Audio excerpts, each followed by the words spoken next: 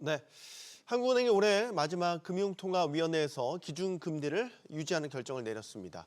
집값과 가계부채 그리고 환율 불안이 계속되면서 사회 원속 유지를 결정한 건데요. 우리 경제를 둘러싼 대내외 환경이 불확실한 가운데 앞으로 한국은행이 통화정책을 어떻게 이끌어갈지도 관심이 쏠리고 있습니다. 자, 그러면 11월 금통위 결과 또 앞으로의 전망 하나씩 살펴보도록 하겠습니다. 함께해 주실 분들 소개해드리죠. 한양대 에리카 경제학부 주동원 교수 나오셨고요. 가톨릭대 경제학부 허임 교수, 고려대 경제학과 강민욱 교수 나오셨습니다. 안녕하십니까? 네, 안녕하십니까. 네, 안녕하세요. 용감한 토크쇼 직설은 SBS 비즈 뉴스 앱과 유튜브에서 실시간으로 시청 가능합니다. 자, 금통위가 예상대로 현 2.5% 현 기준금리 수준을 그대로 유지하기로 결정했습니다. 올해 마지막 금통위였습니다. 네. 강민욱 교수님도 이번 금통위의 결정 금리를 그대로 유지하기로 한 거는 어느 정도 불가피한 선택이었다 이렇게 보십니까? 예, 맞습니다. 시장도 그렇게 예상을 했었고 금리 동결이란 것은 예상했던 결과인 것 같습니다. 네. 그중에서 이제 가장 중요한 이유 중에 하나가 저는 부동산 문제인 것 같습니다. 정부가 역대급 가장 강한 수요 억제 정책을 취하지 않았습니까? 그럼에도 불구하고 가끔씩 부동산이 이제 강남권에서 거래가 되면 신고가가 나왔습니다. 그래서 이 상황이 무엇이냐면 결국 부글부글 수프가 끓고 있는데 그 부동산 가격이란 게 정부가 그걸 냄비 뚜껑으로 꽉 눌러놓은 것인데 만약에 이때 이제 금리를 내려버리면 유동성이 확대돼서 이것이 폭발할지도 모른다 이런 생각도 가지고 있는 것 같습니다. 그래서 실제 부동산 문제가 많이 작용을 했고 또 두 번째는 환율 문제도 많이 작용을 했습니다. 지금 이제 역대급 환율이 올라가고 있었는데 이것이 뭐냐면 원화 가치가 많이 떨어져서 그렇다. 근데 금리를 내려버리면 그 원화의 이자 가치가 떨어져서 원화 가치가 또 떨어지기 때문에 이거에 대한 고려를 많이 한 것 같습니다. 그래서 예상한 것처럼 동결이란 결과가 나온 것 같습니다. 네. 사실 지난 금통위와 이번 금통위 사이에 가장 크게 우리 경제를 짓눌렀던 돌발 변수라고 한다면 환율. 그렇죠. 이겠죠. 예. 사실 1,500원 선이 위협받는 상황에서 지금 치러진 금통위이지 않습니까? 그렇습니다.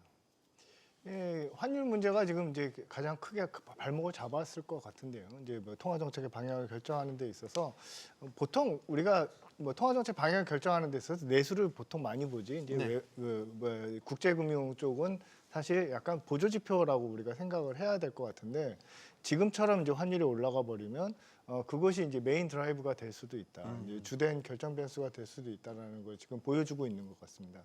예, 그러니까. 지금 뭐 다들 아시다시피 뭐 1,400원 이상 환율이 올라간 거 우리가 지금 딱 우리 경제에서 딱 두 번 있었던 이벤트거든요.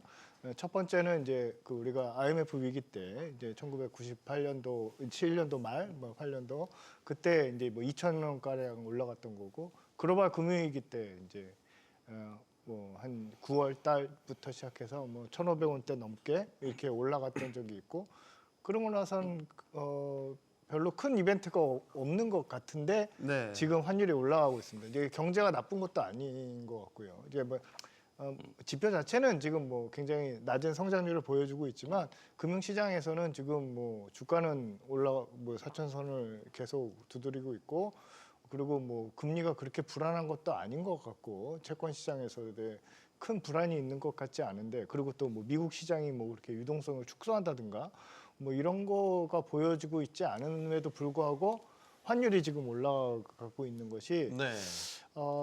어떻게 봐야 되는 것인가 이제 환율에 대한 뭐 구조가 환율 결정되는 구조가 많이 바뀌고 있는 것 아닌가라는 의심이 들 정도이거든요. 그래서 새로운 패러다임이다 뭐 이렇게 얘기하고 있는데 주가가 올라가면서 환율이 올라가는 거는 우리가 익숙하지 않은 지표들입니다. 지금 우리가 주가가 올라갈 땐 보통 외국인들 투자자들이 많이 들어오고 네. 그거를 통해서 이제 외환이 안정되는 모습을 보여주고 환율이 되려 내려가서 문제가 됐지 올라가서 문제가 됐던 적은 한 번도 없는 것 같은데 예, 좀 그래서 이 통화 정책하기가 굉장히 까다롭지 않을까. 그러면 이제 만약 금통위에서 환율을 주요 변수로 놓고 금리를 그대로 유지하는 결정을 내렸다면 미국과의 금리 격차가 더 벌어지는 것에 대한 부담을 느꼈다 이렇게 봐야 되겠죠. 그렇죠. 지금 이제 그동안은 이제 우리가 1,400원대로 환율이 내려갈 때 보시면 그때도 미국하고 우리나라 금리가 역전돼 있었거든요.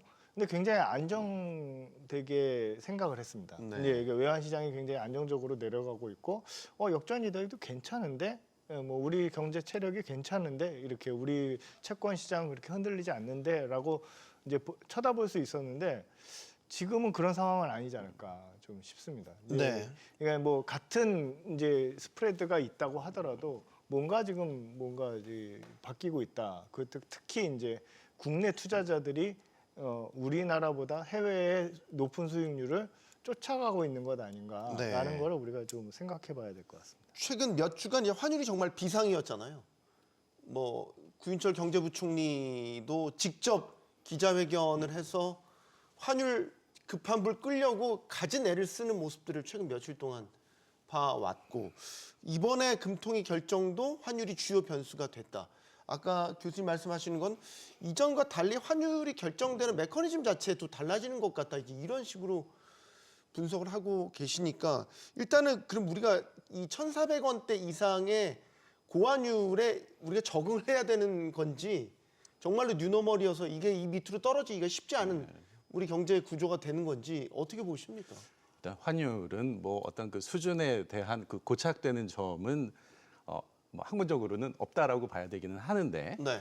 근데 이제 달러 수급이 이제 두 가지 부분에서 이루어지는 거잖아요. 하나는 실물 부분에서 이루어지고 이제 하나는 금융 부분에서 이루어지는 건데 실물 부분에서는 우리가 분명히 달러 공급이 더 많았었던 건데 그래서 우리가 왜 환율이 자꾸 오르냐라고 의문을 제기했는데 지난번 그 KDI에서도 그런 연구 결과가 나왔었고 한국은행도 발표한 게 대외 순자산이 엄청나게 늘어나고 이게 일본 같은 경우에도 경제 성장이 낮아지면은 이 투자 수익률이 낮아지면서 국내 투자자가 해외 투자를 하게 되는 거죠. 그래서 일본 환율도 상당히 이제 과거에 올라서 이제 지금 현재 수준으로 올라와 있는 거고, 그래서 한국도 비슷한 이 상황을 밟고 있는 거 아니냐라는 얘기들을 하기 시작을 하더라고요. 그래서 제가 아는 그 공기업 다니는 선배님이 그 퇴직금을 그 임금 피크제가 되면서 미리 정산을 받더라고요. 네. 그래서 이제 그거를 퇴직연금에다 넣는데 DC형에다 넣으면 이제 그걸 운영을 하는데 이제 그거를 그 미장의 ETF에다 투자를 하셨대요. 뭐 그런 분들 많이 있죠. 그래서 이제 투자를 하면은 이걸 환해지를 선택을 할 수도 있고 선택을 안 할 수도 있는데 환해지를 하면 비용을 내야 되거든요.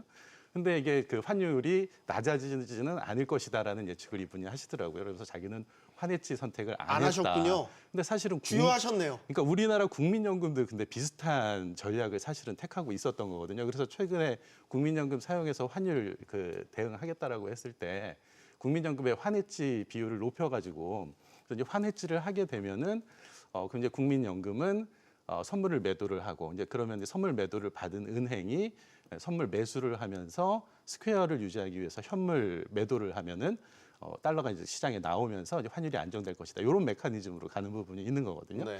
그래서 어쨌든 해외에 투자하는 사람들은 환율이 낮아질 것이다라는 것에 대해서는 쪽으로는 베팅을 하고 있지 않은 상황인 것 같아요. 그래서 근데 이제 그 반면에 그 최근에 경제 연구기관들이 그 경제 전망 발표하면서 그 경제 전망 할 때 전제치들을 쓰거든요. 그래서 이제 뭐 세계 경제 성장률 그리고 환율 네. 했을 때 내년 환율을 일단은 1,400원 내외로 보더라고요. 그래서 1,500원이 넘어갈 거다라고 예측하는 사람들은 많지는 않은 것 같고 그럼에도 불구하고 크게 낮아지기는 어려울 것 같아서 일단은 1,400원 내외에서 우리가 어떤 경제 활동을 적응을 해야 되는 상황이 아닌가라는 생각이 듭니다. 네. 환율이 무슨 압박을 지금 받고 있는 걸까? 되게 다양한 분석들이 많은데 주식 투자, 이제 뭐 예를 들면 미국 주식에 투자하는 서학개미들 때문에 이 영향이 일부 있다. 그럼 우리 미국 주식 갖고 있으면 우리는 다 환율을 올리는 공범들인 그렇죠. 거네요. 뭐 그런 구조인 건데 선뜻 이해는 안 간단 말이죠. 사실 이제 가장 큰 달러 수급은 뭐 예를 들면 외국인 투자자, 뭐 아니면 기업들이 벌어 들어오는 달러. 뭐 이런 것들인데 최근에 예를 들면 경상수지도 무역수지 흑자가 꽤 많이 나잖아요. 예, 달러는 계속 들어오고 있는 것 같은데 환율은 계속 오른다는 거죠. 예, 그 여러 가지 이유가 있는데 지금 현재 첫 번째 이유는 그 대기업들이 대한민국 경제에 대해서 확신이 없는 것 같습니다. 네. 그래서 이제 반도체를 많이 팔아서 달러가 들어오면 이것을 원화로 바꾸지 않고 달러를 쌓아두고 있는 그런 데이터가 나오고 있는데 네. 이것도 이제 환율에 있어서 오르는 이유 중에 하나인 것 같습니다. 빨리 대기업들이 달러를 풀어버려야 되는데 그러지가 않으니까. 그리고 이제 두 번째는 이제 이재명 정부 확장적 재정 정책이죠. 그러니까 원화를 엄청나게 많이 풀어왔고 소비 쿠폰, 실제적으로 원화 가치가 너무나 떨어졌다. 이것이 유동성 공급으로 인한 원화 가치가 떨어진 이유가 있는 것 같고, 그리고 세 번째 생각하기에 제가 이제 이것이 가장 큰 이유인 것 같은데, 역시 트럼프 효과가 있다.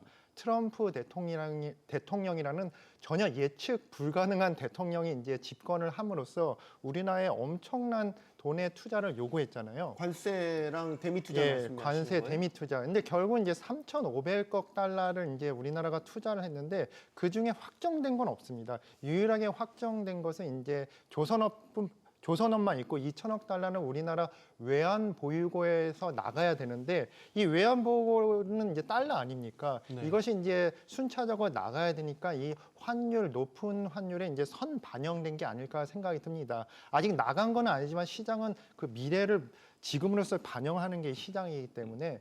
그리고 또한 이제 변동성이 높은 이유도 이런 이유인 것 같습니다. 일단 이 관세 협상, 투자 협상에서 제일 많은 문구가 이제 악마는 디테일이 있다 그러는 것인데, 네. 우리 2천억 불에 대해서 어디에 투자될지도 아무도 모릅니다. 결정된 게 아무것도 없기 때문에 일단 시장에서도 이것이 어떻게 투자될지를 모르기 때문에 여러 가지 환율이 이렇게 변동성이 커진 이유도 이런 이유에서 있다고 보고 있습니다. 네.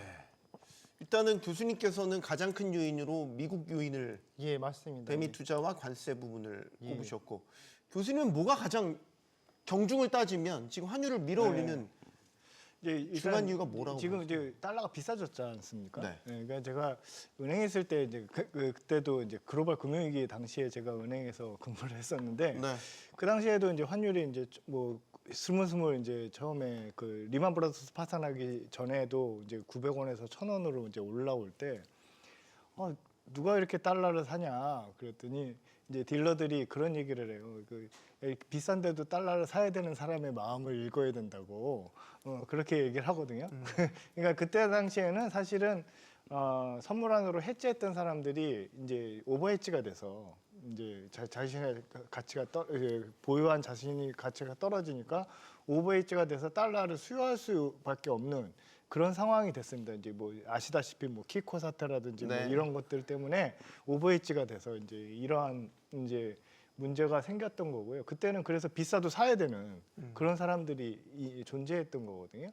근데 지금 이제 시장에 우리가 좀 이제 달러가 올라갈 때 이제 살펴봐야 될 게 누가 사고 있느냐라는 거를 이제 좀 살펴봐야 될 것 같은데, 제가 보기에는 이제 뭐 저도 뭐 지금 뭐 시장을 떠난 지가 한참 돼서 학교 안에서는 다 알기는 어렵습니다만, 제가 보기에는 계속 뭐 들려오는 뉴스도 그렇고 뭐 이제 미국 투자, 이제 미국의 주식에 투자하는 거 방금 언급하셨듯이 네. 미국 주식을 갖고 있는 사람 전부 다 달러를 올리는 범인이다. 그분들은 이제 어떻게 생각할 거냐? 범인까지 아니고 공범입니다. 네, 공범이다. 범인이라고 하시는 갑자기 그래서 우리나라 사람들이 이렇게 자발적으로 미국에 투자를 하는데 트럼프는 거기에 더해가지고 또 예. 투자를 하라고 해야 하는 게 이게 맞는 건지. 블랙홀처럼 달러를 이제 네. 빨아들이고 근데 있는 이제 거죠. 이런 사태가 계속 가다 보면 주 교수님도 뭐 일본 얘기하셨습니다만, 일본이 그 대지진 났을 때, 네. 동일본 대지진 났을 때 보시면은 엔화가 엄청나게 강세로 갔습니다. 왜 그랬냐면 돈이 필요하니까 해외 투자 자금을 이제 투자했던 자금들을 다 뭐 다시 회수하는 그냥 캐리 과정에서 트레이드 청산하는 것처럼 그랬거든요. 우리나라 환율도 뭐 그렇게 가는 거 아닌가 이제 이런 생각이 좀 드는 거예요. 그러니까 무슨 얘기냐면 주식시장 좋고 금융시장 잘 나가나 그러면은 약세로 갈 거고, 왜냐하면 우리 투자한 사람들 생각을 해보시면 국내 주식에서 돈을 좀 벌었어요. 네. 그러면 이거를 분산 투자해야지. 그리고 미국 주식을 더 산단 말입니다. 네. 그러니까 국내에는 3, 해외에는 7, 뭐 이 정도 배분하는 것이 좋다고 어떠한 이제 투자 전략가들은 얘기를 하시더라고요. 그러니까 아무리 국내가 올라가더라도 올라간 곳에서 한 30%만 재투자되고 나머지 70%는 해외로 나가고 있으니, 아무리 외국인들이 들어온다고 하더라도 해외로 나가는 폭이 지금 큰 상황인 거거든요. 장기적으로 봤을 땐 저는 외환 시장에서 이거는 호재라고 생각합니다. 왜냐하면 그 달러 보유고, 외환 보유고 같은 것들을 우리가 운영할 필요가 별로 없어지는 거거든요. 대외 순자산이 많아지는 거기 때문에 네. 안정적으로 갈 건데, 지금 이 상황이 갑자기 이제 뭐 갑자기는 아닙니다만 우리가 대외 순자산이 많아진 게 한 2014년부터거든요. 그러니까 그 당시부터 이렇게 좀 이런 현상이 좀 계속 활발하게 진행이 되고 있는 것 아닌가. 네. 아직 안정화되지 않아서 네. 이제 외환 쪽에서는 이제 강하게 이제 달러 강세로 지금 자꾸 반영되는 거 아닌가 생각해 볼 수 있습니다. 우리 국민들의 해외 투자가 어떻게 보면 달러 수요를 더 폭발적으로 일으키기 때문에 지금 원달러 환율 상승에 상당한 영향을 미치고 있다. 그래서 사실 구윤철 경제부총리도 기자회견에서 그 부분을 언급하면서 혹시 그런 해외 주식이나 채권에 투자하는 거에 있어서 세금을 강화할 거냐 그 질문도 나오긴 했었지만 지금은 네, 검토하고 있지만 열린 상태로 논의는 할 거다. 이제 이런 식으로 이야기를 했죠. 이제 걱정은 이겁니다. 지금 환율이 계속 이렇게 문제가 되면 금리를 내려야 될 때도 못 내리게 되지 않을까 이 걱정을 하게 되는데 그거 이제 또 하나의 연결고리가 미국에 있죠. 미국이 일단 금리를 내린다면 금리 격차가 줄어드니까 우리도 좀 여지가 생기잖아요. 그럼 이제 다음 달 이제 한번 미국을 봐야죠. FOMC 예정돼 있으니까 어떻게 전망하시면 지금은 또 인하할 것처럼 또 분위기가 기울고 있어요. 예, 그렇죠. 뭐 일단은 그 페드워치에서 금리 인하 확률이 또 높아지는 쪽으로 나오면서 주식 시장도 긍정적으로 반응을 하고 있는 상황인데 어쨌거나 이 내외 금리 차가 좀 축소가 되면은 그게 기본적으로는 환율 상승의 배경 요소가 됐었던 거기 때문에 긍정적으로 환율 안정에는 긍정적으로 작용할 가능성이 우리나라 입장에서는 이제 있다라고 볼 수는 있는데 네. 그런데 내외 금리 차 역전이 아까 호 교수님 말씀하신 것처럼 뭐 사실은 그 우리나라의 그 뭐 금리 정책이 직접적인 환율에 직접적인 영향을 미치지는 않았었거든요. 그래서 또 배경적인 요소가 되는 거지. 이게 지금 내외 금리 차가 역전의 폭이 축소된다고 해서 당장 그게 어떤 환율에 직접적인 영향을 미칠 요소라고 보기는 그래요? 어려운 면도 좀 있습니다. 생각해 보면 예전에 우리 2% 포인트 정도까지 계속 금리 차가 있었을 때 그때 환율이 그럼 계속 높았냐? 그건 아니었단 말이죠. 그렇죠? 그러면 근데 이제 기저에는 이게 계속 은근히 이제 불 달구듯이 영향을 미치겠지만 이게 단기적으로 톡톡 튀어오르는 찌르는 요소들이 워낙 많으니까 그게 또 중요 변수처럼 여겨지지 않는 부분인 것 같고 강 교수님. 예, 저는 중요 변수라고 일단은 생각을 합니다. 네. 이것이 뭐냐면 가뜩이나 이제 환율이 높은 게 우리나라 금리는 낮아서 우리 원화 대비 원화로 이자가 적은 것이고 또 미국 달러는 뭐냐면 예전에 미국 달러로 미국 채권을 사면 이자가 높으면 당연히 미국 달러에 대한 수요가 많고 원화에 대한 수요가 적은 것이죠. 그래서 이제 만약에 이제 미국 금리를 내리게 되면 실제적으로 이것이 이제 환율에 큰 영향을 안 미칠 수도 있습니다. 주 교수님 말씀도 동의를 하는데 또 한국은행한테 어떻게 저희 금리를 내릴 수 있는 뭔가 동기부여를 줄 수는 있습니다. 그래서 여러 가지 금리 차가 줄어들면 그 정도로 생각하고 있습니다. 근데 이제 주 교수님 말씀하고 동의하는 게 실제적 근본적 원인은 이렇게 기준금리 차이 때문에 이제 환율이 이제 올라갔다기보다는 우리나라의 구조적 문제가 많은 것 같습니다. 그 트럼프발 관세 전쟁 그리고 우리나라가 이제 확장적 재정 정책을 하고 또한 소비 쿠폰으로 인해서 유동성이 확대가 됐기 때문에 이런 구조적 문제 때문에 결국은 뭐냐면 환율이 올라간 거라서 미국 금리 기준으로 생각해서 이제 환율이나 금리 정책을 하는 것은 어느 정도 위험성이 있다고 보고 있습니다. 네. 이게 금리 정책을 얘기해서 비유할 때 이렇게 무디지만 큰 칼이라고 당장 콕콕 찌르듯이 아픈 것 같지는 않지만 지나놓고 보면 굉장히 또 큰 상처를 남긴다. 뭐 이런 뜻이 금리 정책의 무서움을 보여주는 거겠죠. 어쨌든 금리 격차가 지금은 그래도 역사적으로 봐도 1.5%포인트는 높은 편에 속하는 거 아닙니까? 장기적으로 보면 이건 줄어들어야 되는 그 기조 자체는 따라가야 되는 게 맞는 거죠. 그래서 보시면 한미 기준금리 이제 차이를 보시면요, 미국이 훨씬 더 변동성이 커요. 예, 미국이 올릴 때는 우리가 덜 올리고 미국이 내릴 때 우리가 덜 내립니다. 그러니까 미국이 먼저 움직이면 우리가 움직이는 경향이 있어 보이는 게 확실히 이제 딱 보여지는 거거든요. 그래서 이게 옛날에 했던 대로 그대로 통화 정책이 한미 금리 차로 그대로 반영한다고 그런다면 네. 이게 다 소멸되지 않으면 우리나라가 금리를 내리기는 좀 어려운 거 아니야? 이제 이런 식으로 우리가 경험적으로는 생각해 볼 수 있습니다. 그러니까 얘가 조금씩 내려온다고 해도 우리가 별로 안 움직이고 있다가 어느 정도 역전이 돼야 이제 미국이 이제 역전이 돼야 이제 미국이 더 금리가 낮고 우리가 높은 상황이 돼야 네. 지금 상황보다 역전이 돼야 우리가 내릴 수 있는 그런 이제 타이밍이다라고 옛날에 했던 스텝을 보면 그렇게 보이거든요. 근데 물론 뭐 맨날 그렇게 똑같이 하는 건 아닙니다만 이제 우리가 덜 움직이는 건 사실입니다. 미국의 네. 기준금리보다. 예, 그- 그게 외환 문제라는 거죠. 예. 지금 저희가 환율 얘기를 너무 많이 하다 보니까 사실 한국은행의 제일 목표는 물가 안정 아닙니까? 예. 물가는 변수가 아니었겠습니까? 다 연결돼 있는 것 같긴 한데 물가 전망치도 일단 상향 이번에 네. 했죠. 네. 물가는 금리를 그대로 유지하는데 어떤 변수를 작용했을까? 어느 정도 걱정을 하고 있었을까? 그 부분이 궁금한데.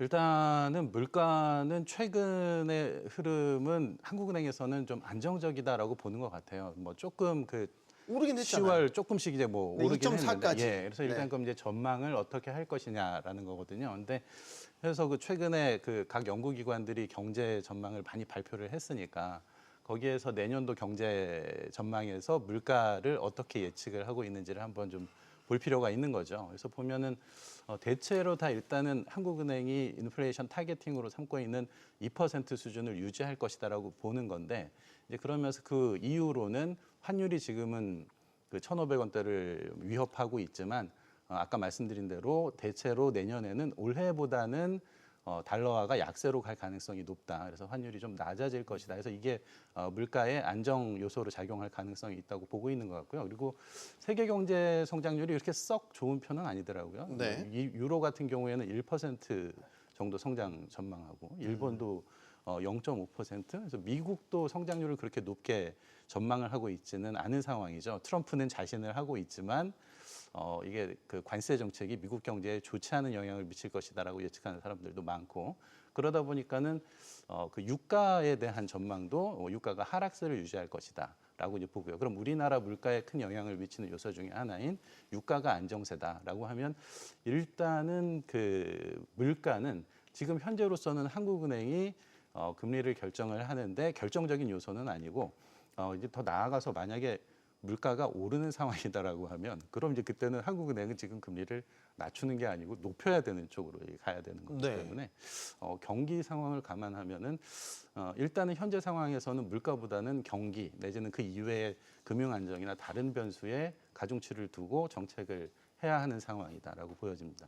환율 수준에 최근에 굉장히 위협적인 환율 수준을 고려한다면 보통 물가에는 한 3개월, 2, 3개월 정도 시차를 두고 반영되잖아요. 1,500원을 위협했던 환율 수준을 감안하면 물가가 기조적으로 오르지 않겠어요?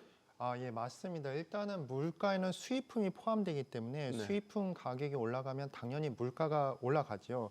근데 저도 이제 통장을 보니까 제가 매달 이제 미국 그 소프트웨어를 사용료를 내고 있는데 그건 이제 10달러로서 고정이 돼 있는데 통장에 찍히는 원화 가치는 계속 올라가더라고요. 그렇겠죠. 더 많이 나가시겠죠. 예, 그래서 제가 이제 물가가 이렇게 오르고 있구나 체감을 합니다. 제가 생필품을 사진 않아도 일단은 그런 미국의 사용료를 내기 때문에 그걸 느꼈는데 일단 이제 언론에서 이제 칼국수 얘기도 많이 나오는 것 같습니다. 이제 올해 제일 많이 오른 외식 메뉴예요. 예. 네. 칼국수가 이제 서민 음료인데 이제 평균 가격이 거의 10,000원에 육박했다고 이제 언론에서 나오는 것 같은데 이 칼국수에 들어가는 그 밀가루도 거의 다 수입품이 아닙니까? 그리고 고기도 수입품이고 그래서 이제 서민들마저 이런 물가 자체가 오르는데 체감을 하는 것 같습니다. 그리고 이제 신기한 것은 이제 국제 유가죠. 국제 유가 같은 경우는 그 달러 대비 유가는 어느 정도 고정이 되고 약간 내리는 분위기인데 이 내리는 속도보다 우리나라 환율 오르는 속도가 더 빠릅니다. 그래서 결과적으로 우리나라는 유가를 더 비싼 가격에 이제 수입을 하고 있고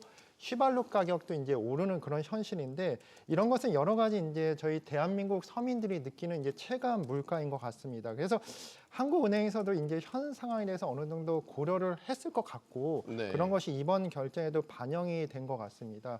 그래서 뭐 기재부 같은 경우는 이제 생필품 중에서 이제 전혀 이제 국내에서 생산이 안 되는 이제 설탕이나 커피 같은 경우도 이제 그 저가 관세를 이제 적용한다는 이런 논의도 나오는 것 같습니다. 환율발 물가 부담이 얼마나 커질까? 그게 관건일 것 같아요. 지금 연말인데 이제 지금의 고환율 수준이 본격적으로 물가를 자극하기 시작하는 게 한 두세 달 뒤다. 그러면 이제 내년 1분기. 제가 그렇죠. 이제 환율을 물가로 연결시키는 건 뭐 방금 이제 강 교수님 잘 얘기하셨습니다만 뭐 결국은 이제 그 환율의 정가율이라고 그러죠. 이제 그게 이제 우리 수입품이 훨씬 더 큽니다. 환율이 올라갔다고 해서 우리가 수출이 많이 증가하지는 않거든요. 이게 우리 수출품의 가격이 떨어져서 경쟁력이 좋아지는 그러한 폭은 뭐 한 정가율이 한 뭐 0.3에서 4 뭐 이 정도밖에 안 되는 걸로 이제 리서치에 나와 있고요. 수입품의 정가율은 한 0.7 정도 됩니다. 그러니까 우리가 수입하는 물건들을 가만히 살펴보시면은 생필품이 많아서 수요 탄력성이 굉장히 떨어지거든요. 이제 가격이 움직인다고 해서 뭐 수요가 그렇게 크게 변할 수가 없는 네. 뭐 전기나 뭐 에너지 휘발유나 뭐 이런 것들이 갑자기 그 휘발유 가격이 올라간다고 해서 쓰던 차 안 쓰고 뭐 이러는 사람들이 많이 없지 않습니까? 그러다 보니까 워낙 그게 이제 수입품의 가격이 이제 비용이 올라가면 물가로 바로 전이되는 그런 경향이 있기 때문에 우리가 앞서도 계속 논의했습니다만 환율이 결국은 통화 정책을 방향을 결정하고 있는 것이 결국은 이러한 구조다라고 이해하시면 될 것 같습니다. 지금 또 하나의 변수는 이제 뭐 환율 짚어봤고 환율에 연결된 물가까지 짚어봤지만 이제 이전에 계속 언급했던 우려 사항은 집값이었죠. 부동산 가격이 떨어지지 않는다. 여러 대책에도 불구하고 안정되지 않는다. 그러니까 금리 못 내릴 것 같다라는 시그널을 이창용 총재를 비롯해서 계속해서 줄기차게 시장에 신호를 보냈죠. 지금 여전히 주택 가격이 높은 수준입니다. 기대 심리 지수도 안 꺾여요. 그러면 내년 금리 전망을 하는 데 있어서 내리고 싶을 때 여전히 계속 못 내리는 이런 상황이 이어지지 않을까라는 생각을 하게 됩니다. 주택 가격 때문에.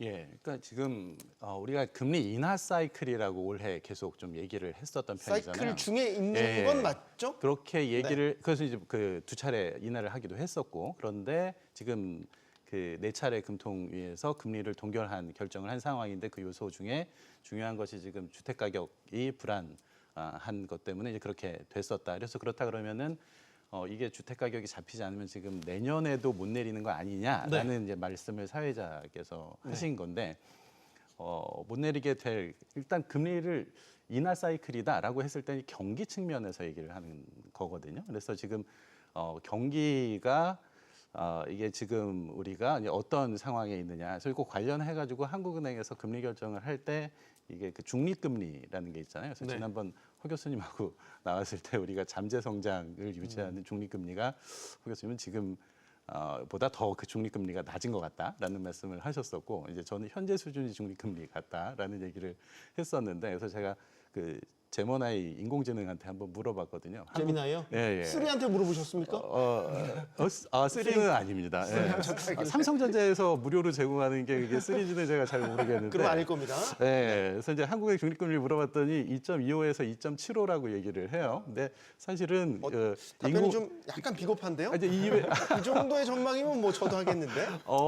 근데 이게 통계적으로는 그렇게 구간 예측하는 게 맞고요. 예, 네. 그런데 이제 가운데가 지금 2.5%인 거죠. 근데 이게 그 인공지능이 뭐 어디 자기가 만드는 게 아니고 사실은 인터넷에서 학습을 한 거잖아요. 그래서 그렇죠. 보니까 이창용 총재가 우리나라 중립금리에 대해서 그렇게 얘기를 했더라고요. 예, 그래서 지금 이제 환율하고 주택 시장에서 뭐 특별히 다른 좀 돌발적 요소가 발생하지 않는다라고 하면 지금 상황에서 금리를 만약에 내렸을 때 그게 자산 시장에서 거품을 일으켜 가지고 금융 시장 안정에 불안을 일으킬 가능성도 있는 상황이고 해서 그리고 이제 내년 지금 경제 전망도 일단은 완만한 회복세를 예측을 하고 있는 상황이기 때문에 네. 물론 당연히 내년 그 금리 정책은 통화 정책은 내년 그에 발생하는 여러 가지 경제적 충격에 대응해서 이루어지기는 하겠지만 현재 상황에서는 지금 말씀하신 대로 이게 금리 인하를 만약에 이렇게 좀 기대하고 있는 상황이라고 하면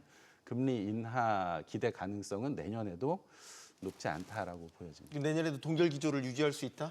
그 전망 뭐 그렇게 시각을 다른 갖고 아주 계신 뭐 거예요? 큰 경제적 충격이 없다라고 하면 지금 현재가 그 중립금리 수준의 가운데에 있는 상황이니까 현재 수준을 유지할 가능성이 제일 높다라고 일단 봐야 되는 거 그러면 아닌가? 2.5 지금 수준을 우리 중립금리 정도의 범위라고 판단을 하시는 걸 전제로 해서 뭐 지금 사실 저도 생각하시는 이렇게 거잖아요. 동의하는 편이긴 하죠. 네. 근데 이제 제가 반문을 제기하면 우리의 성장률은 아직 잠재 성장률만큼 못 올라왔잖아요.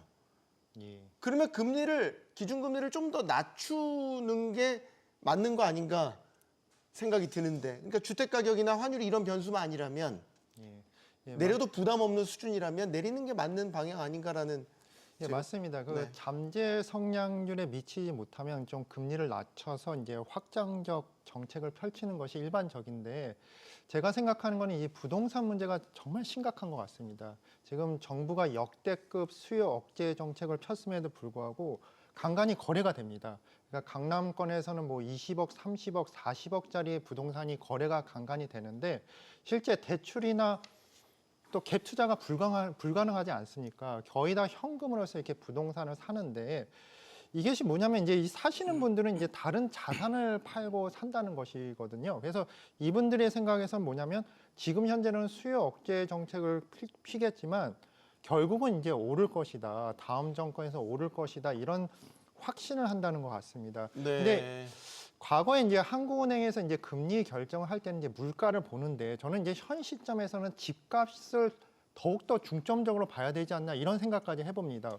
일단 물가에는 집값이 포함이 안 돼 있습니다. 그렇지만 이제 서민들이, 보통 사람들이 이제 쓰는 그런 지출 내역을 보면 거의 월급의 반을 집에 관련된 걸로 쓴다는 통계도 있습니다. 그러니까 저희가 저축하는 이유도 돈을 모아서 집을 살라고 하는 것이고, 집을 산 이후에는 주택담보대출 이자를 받는데 거의 월급의 반이 나가는 경우도 많거든요. 이렇게 되면 이제 물가만 보는 것이 아니고 월급이 딱 있으면 반은 물가에 관계된 거고 나머지 반은 집값하고 관계된 거라면 이 두 가지를 봐야 된다는 것인데, 지금 현재 한국은행에서도 이제 집값에 대해서 언급하는 걸 봐서는 이 두 가지를 다 보는 그런 기조로 바뀌는 것 같습니다. 그러니까 이런 것을 감안을 했을 때는 이 집값 문제 때문에 경제 성장률도 있지만은 결국 내년에도 이제 금리를 내리는 게 이게 쉽지는 않겠다, 그런 생각도 듭니다. 네. 다 비슷한 생각이시네요. 금리를 내리는 게 쉽지 않겠다. 그래서 이창용 총재가 그런 인터뷰를 했나? 블룸버그 TV와의 인터뷰가 예. 화제 더하기 논란이 됐어요. 맞습니다. 국고채 시장도 발작 예. 했죠? 예, 그렇습니다. 금리가 확 뛰었죠? 이게 통화 정책의 전환을 얘기를 했었죠. 예, 그러니까 아니라고 한국은행이 나중에 수습은 했지만 자료까지 냈습니다. 예. 방향 전환에 대해서 그럼 얘기를 진짜 했습니다. 방향 전환을 염두에 두고 있는 건가? 근데 이제 뭐 그냥 원론적인 얘기였지 않을까 싶기도 하고, 근데 왜 이렇게 워낙 채권 시장이 그렇게 반응을 그러니까 이제 워낙 그분의 이제 직업이 지금 교수가 아니고 이제 총재이시기 때문에 무슨 얘기를 한다고 그런다면 이게 정책적인 방향성으로 해석이 되는 건데요. 그냥 그분이 만약에 이제 그냥 학교의 교수님이었다 그러면 그런 얘기를 했다 그러는 그렇겠죠. 얘기, 네. 하면은 그냥 원론적인 얘기로 들렸긴 하거든요. 제가 듣기에는. 근데 이제 그냥 총재 입장이시죠. 예, 예. 저거 다 준비돼. 근데 이제 데이터베이스로 적응하셨을 것 하겠다라는 얘기이신 거고, 데이터가 뭐 내년에 좋아진다면 우리는 뭐 금리를 올릴 가능성도 있다. 뭐 이제 이런 식의 뭐 그냥 심플하게 말씀을 드린다면, 단순하게 말씀드린다면 네. 그렇게 해석할 수도 있는 건데, 그런데 이제 워낙 그 한국은행이라는 조직이 지금 데이터를 핸들링을 하고 있으니까 방향성을 파악하고 있는 것 아닌가라는 그런 해석이 온 것 같고요. 그래서 뭐 주 교수님, 강 교수님 얘기하셨습니다만 뭐 부동산 가격이 됐든 뭐가 됐든 내년에 경기를 보시면은 지금 전망치가 2% 수준이에요. 근데 이창용 총재님이 잠재 성장률 얘기할 때 보시면은 이거 2% 정도면 잠재 성장률이라고 생각하실 것 같다는 생각은 조금 있습니다. 그러니까 지금 우리나라 경제 성장률이 잠재 성장률 뭐 2.5% 이렇게 얘기하는데, 네. 그거보다도 낮을 가능성이 다분히 있을 거다라고 의심하시는 것 같다라는 뭐 그런 언급들이 꽤 있거든요. 네. 예, 그러니까 지금 뭐 내년 성장률을 지금 1.8%로 보고 물가 상승률을 1.2%로 보고 있다. 그런다면 굳이 지금 통화 정책의 방향성을 결정할 필요는 없는 것이다라고 생각할 것이고요. 네. 예, 그리고 뭐 계속 뭐 강 교수님 얘기하신 것처럼 부동산 시장에 불을 지필 필요는 없는 것이기 때문에, 그리고 규제 강화 때문에 지금 이제 금융 불안이 생길 수도 있거든요. 이제 뭐 대출 뭐 안 나가고 있으니까 금융 불안을 이제 잠재우기 위해서라도 통화 정책을 좀 뭐 방향성을 찾기가 좀 굉장히 어려운 그런 상황입니다. 네. 예. 자, 이창용 총재의 당시 블룸버그 TV와 인터뷰 정확한 내용은 금리 인하의 규모나 시기, 심지어 방향 전환도 새로운 데이터에 달려 있다. 원론 쪽이라면 원론적인 얘기일 수도 있겠지만 이제 방향 전환을 언급한 게 이제 시장에서 그걸 포인트로 본 것 같아요. 예.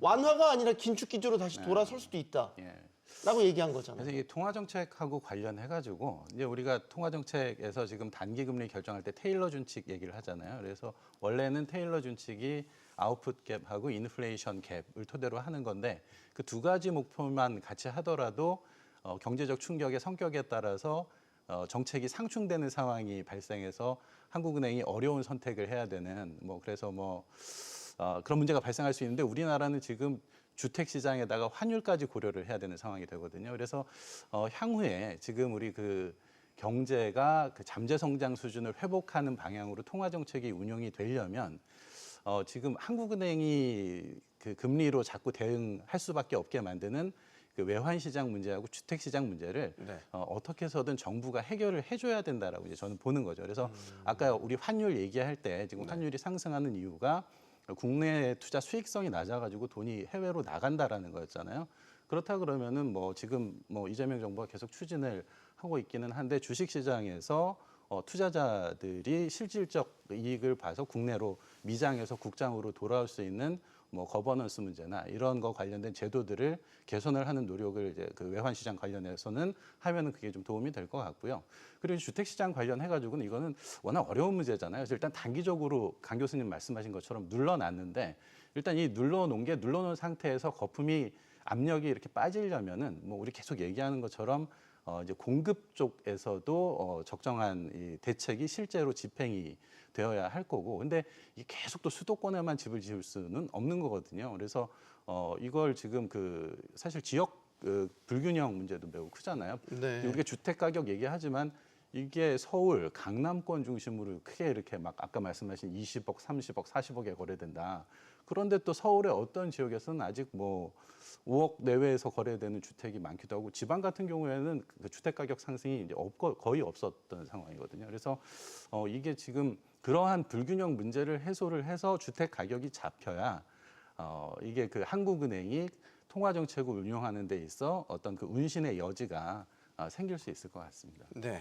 자, 이제 이 경제 이야기 해보겠습니다. 환율 파고, 관세 파고 이런 것들을 부딪혀 가면서 지금 한은의 성장률 전망치를 보면 다 상향했습니다. 올해는 기존 0.9에서 1%로 내년은 1.6에서 1.8%로 어쨌든 이 수치 자체 전망치만 보면 우리 경제가 반등해서 회복세로 들어섰다는 거를 한은도 지금 인정하고 있다 이렇게 봐야 되겠죠. 예, 맞습니다. 전체적인 경제 성장률은 이제 높게 잡았죠. 예전보다 좀 높아졌는데 이것도 자세히 들여다보면 약간의 문제는 있습니다. 무슨 문제입니까? 이런 경제 성장률을 끌어올린 주체적인 기업들이 이제 반도체, 자동차 그런 대기업들이죠. 네. 여기는 뭐냐면 실제적으로 AI 붐으로 인해서 삼성전자, SK 하이닉스는 엄청난 실적을 냈습니다. 그 주가도 끌어올리고. 하지만 전체적으로 경제를 보면 많은 중소기업들의 주가가 떨어진 것도 사실입니다. 이게 주가 지수가 코스피 지수가 4,000을 막 넘고 지금 그 근처에 있는데 한 1,000 이상 가까이 이제 상승을 했지만은 실제적으로 많은 기업들은 그 주가가 내려간 것도 현실입니다. 그래서 제가 봤을 때는 전체적으로는 경제 성장이 올라가는데 약간 우리나라의 경제가 이제 불균형 발전을 하고 부익부 빈익빈 현상이 일어나는 게 아닐까 우려를 합니다. 자꾸 이제 나무에 비유를 하면 나무가 이제 키가 커져서 성장을 하면 태양의 그 에너지도 잘 받아서 성장을 하지만은 또 네. 이런 경우에는 이제 뿌리나 줄기가 약하면 이 태풍이 불 때 금융위기나 또한 세계적인 반도체의 판도가 바뀌었을 때는 또 태풍이 불 때는 나무가 부러질 수도 있고 뽑힐 수도 있는 건 문제가 아닙니까? 그래서 실제적으로 이렇게 균형적으로 잡히려면 약간은 성장이 느리더라도 중소기업과 대기업 간의 그런 격차가 좀 해소가 되는 방향으로 발전을 했으면 좋지 않을까 개인적으로 바람을 나타내고 싶습니다. 네. 결국 일부 대기업, 특히 반도체 예. 이 부분의 고성장이 전체 성장을 이뤄내는 것처럼 보이지만 일종의 착시도 여기에 들어가 있는 것 같다. 교수님은 어떻게 보십니까? 예, 그건 뭐 우리나라 경제가 뭐 한두 번 겪는 문제는 아닌 것 같은데요. 우리나라는 이제 대기업 위주로 지금 이제 산업 구조가 되어 있기 때문에 네. 이게 뭐 제가 뭐 국제금융 강의를 하고 있는데 뭐 강의를 하다 보면 화람병이라는 게 나옵니다. 그 네덜란드에서 그 네덜란드 앞바다에서 이렇게 기름이 나서 다른 산업이 다 죽은 그런 예가 나오거든요. 그게 이제 사실은 우리나라는 그게 바로 반도체가 그런 역할을 하고 있는 것 아닌가. 이게 반도체가 이피션시가 너무 효율성이 너무 좋다 보니까 네. 나머지 산업들이 지금 뭐 모든 자원들이 이제 반도체로 쏠려가는 그런 모습을 보여주고 있는 것 같고 결국은 이제 반도체 경기에 따라서 우리나라 경기의 부침이 이제 결정이 나는. 그러니까 사실 연초만 하더라도 삼성이 HBM 못 따라잡아서 뭐 이제 삼성의 위기론 얘기 나오고 저도 네. 인터뷰했던 생각이 나거든요. 방송에 나가서 인터뷰했던 생각이 나는데 그때만 하더라도 굉장히 이게 뭐 어두웠단 말입니다. 네. 우리나라 경제 이제 더 이상 회복한다 못한다. 왜 그러냐면 반도체 때문이고 반도체 대장 기업이 기술을 못 따라잡고 있는 것 같다. 그럼 뭐 SK 하이닉스 갖고 되겠느냐? 뭐 이제 이런 얘기들이 계속 나왔던 거죠. 네. 예, 그랬는데 이제 뭐 올해 요즘 같은 분위기는 이제 다 같이 좋아지는 거다. 그래서 방금 강 교수님 얘기하신 대로 다른 업종은 지금 다 뭐 안 좋아도 반도체만 잘 나가면 우리나라 경기는 잘 나가는 것처럼 거시 경제는 보여지는 거죠. 근데 그게 명암이 있는 거죠. 그래서 우리가 잘하는 걸 포기하자는 얘기는 아니지 않습니까? 그러니까 잘하는 걸 포기하는 게 아니라 우리가 못하고 있는 부분도 어떤 식으로든 효율성을 가져가야 된다라는 얘기를 하고 있는 거고 그래서 정부에서도 무슨 뭐 이제 공장에 제조업에 AI 도입하는 거를 적극적으로 추진하겠다라는 얘기도 효율성을 높이겠다는 얘기거든요. 네. 우리가 이 경쟁력이 떨어지는 산업들에 그러다 보면 이제 균형 성장이라는 게 사실 뭐 우리가 1, 2년 얘기하는 게 아니지 않습니까? 지금 굉장히 어려운 토픽인 것 같습니다. 이제 네. 그동안은 이제 석유화학이나 뭐 이런 부분들이 2008년도나 뭐 2000년대 10년대까지만 하더라도 굉장히 좋았는데 지금 그 부분이 이제 완전히 힘이 빠지면서 우리가 뭘 더 분산을 해야 되는지 그 굉장히 어려운 과제가 지금 우리 경제에 놓여 있다라고 보여집니다. 결국 수출 경기는 반도체 특정 업종들 때문에 좋아 보이긴 하는데 이제 우리를 내수와 수출 이렇게 나눠서 보면 내수는 아직까지는 성장세가 회복세가 좀 더디다 이런 수준으로 봐야 되는 걸까요? 최근에 이제 민간 소비라든지 이런 반등하는 기미는 보이기는 하는데 예전에 정상적인 수준으로 다시 돌아왔다 이야기는 할 수 없을 것 같고 말이죠.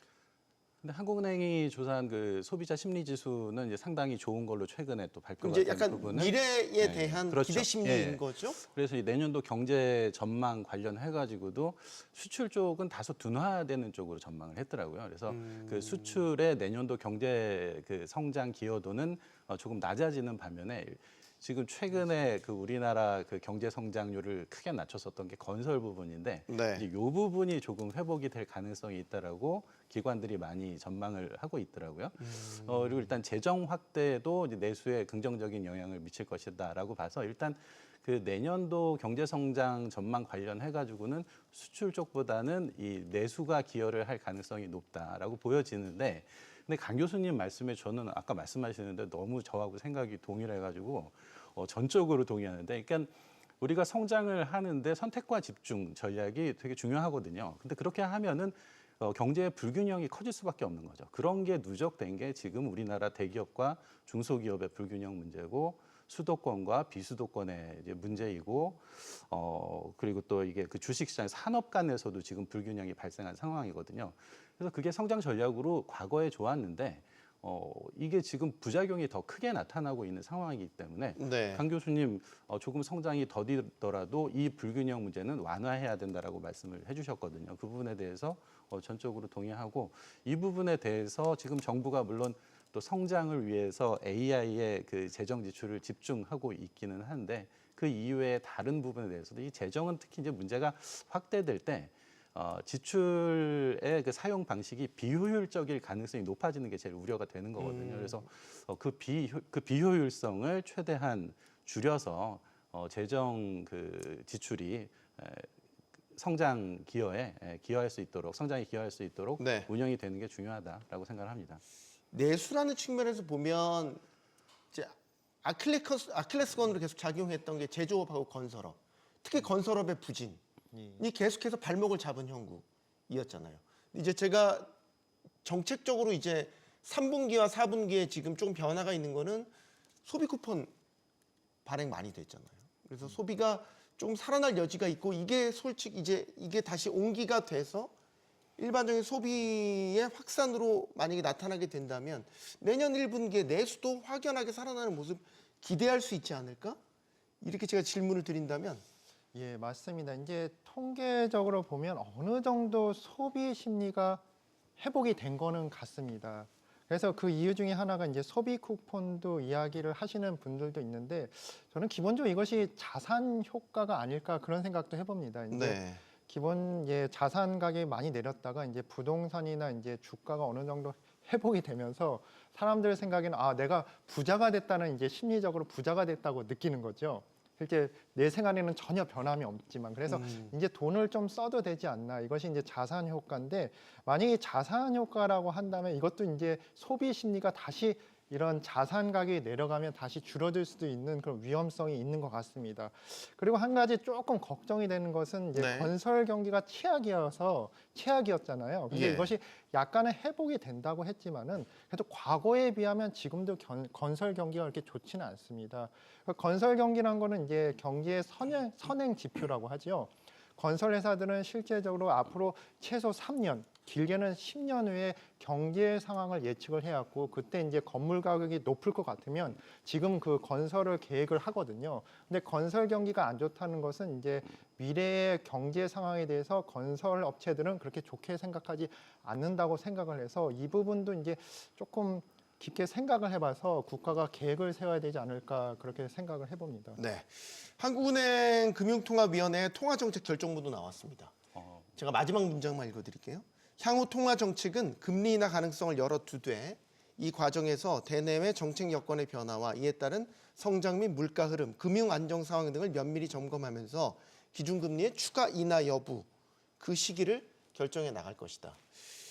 제가 방점을 두는 거는 금리 인하 가능성을 열어두되라는 전제 조건을 여전히 달고 있다라는 겁니다. 그러면 지금 우리가 제약 요인으로 꼽았던 집값, 환율, 물가 이런 게 안정이 된다면 지금 금리 인하 사이클 자체는 닫힌 건 아니다. 이렇게 제가 해석이 되는데 어떻습니까? 동의하시는? 맞는 것 같습니다. 이제 네. 문장 그대로 보시면 그 얘기고요. 근데 이제 블룸버그 인터뷰랑 왜또 큰 그렇게 차이는 별로 없어요. 그러니까 같은 말인데 아다르고 어다른 것 같은 느낌인데. 예, 그러니까 그러니까 방향 전환이라는 단어만 빠진 거지 데이터 보고 하겠다는 거거든요. 예, 그러니까 이게 이제 사실 가장 채권 기본적인 것 같습니다. 시장에서 예, 그 예. 장기 채권 금리 보면 장기 채권 금리가 올라가지고 수익률 곡선이 좀 스티프해진 지가 꽤 되거든요. 그러니까 시장에서는 사실은 금리 인하에 대한 기대는 크지 않은 면이 있는데 이제 블룸버그에서 하신 말씀이 있는데 이제 그거를 뒤에 다시 그게 기조의 변화는 아니다라는 얘기를 하고 그걸 금통위에서 공식적으로 일단 그 기조를 확인해 주기 위한 그래서 네. 정책의 일관성이 있다라는 것을 한국은행이 보여주기 위해서 지금 그 발표문에 이제 그런 문장이 삽입되지 않았을까라는 생각이 듭니다. 네, 알겠습니다. 자, 금리는 현 수준에서 유지하는 것으로 결정됐습니다. 떨어지지 않는 집값, 또 1,500원을 위협하는 원달러 환율 때문입니다. 지금이 적정 수준의 금리라기보다는 올리지도 내리지도 못하는 답답한 상황에서 내린 결정으로 보입니다. 토론 마치겠습니다. 여기는 모든 경제가 모이는 SBS 비즈입니다. 시청해주신 여러분 고맙습니다.